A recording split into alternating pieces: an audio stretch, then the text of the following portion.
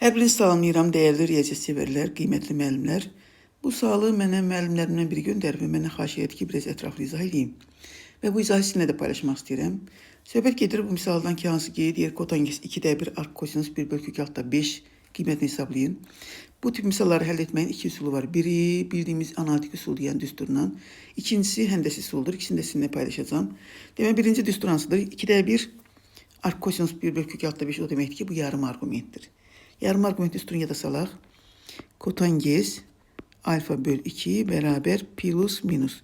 Kök altında surətli olacaq 1 plus kosinus alfa, məxrəcdə olacaq 1 minus kosinus alfa.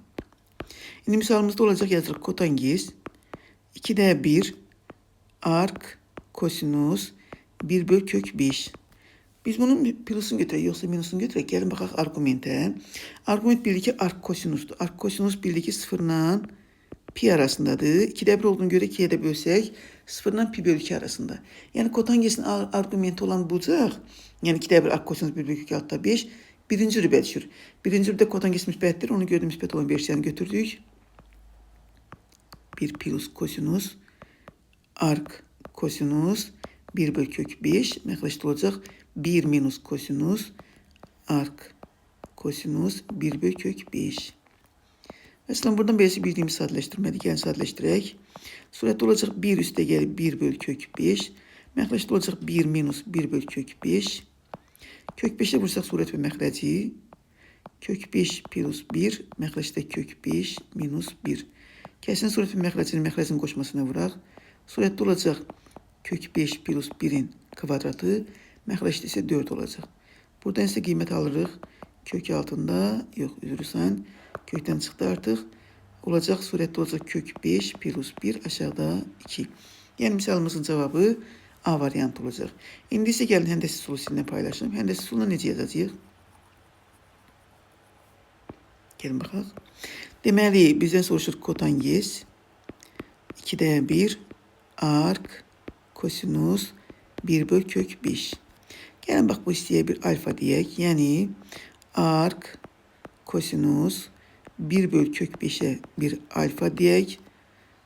Yəni bizdən soruşur kotanges alfa bölü 2'ni.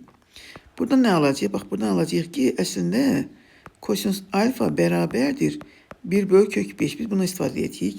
Yəni bir dənə qəşəng bir düz bucaq, üç bucaq çəkək. Bax, bizdə olsun alfa bucağı. Alfa bucağının kosinusun tərifinə görə bitişik katet 1'dir. Hipotenuz kök 5'dir.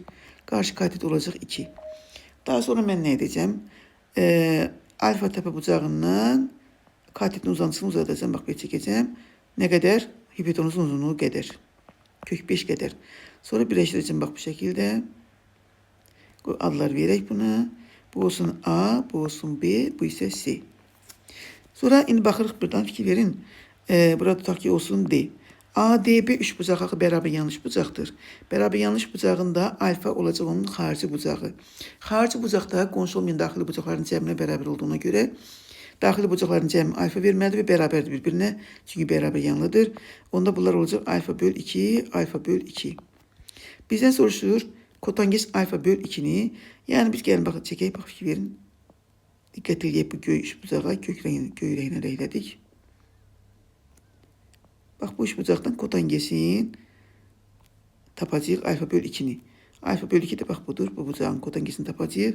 Yazırıq kotanges alfa bölü 2 bərabər bitişik katetin, yəni kök 5 plus 1'in qarşı katete, yəni 2'ye nisbəti. Demək, aldıq ki, kotanges alfa bölü 2 kök altı 5 plus 1 bölü 2 bərabərdir. A variantı. Mesela sağ olun, növbəti videolarda görüşərik.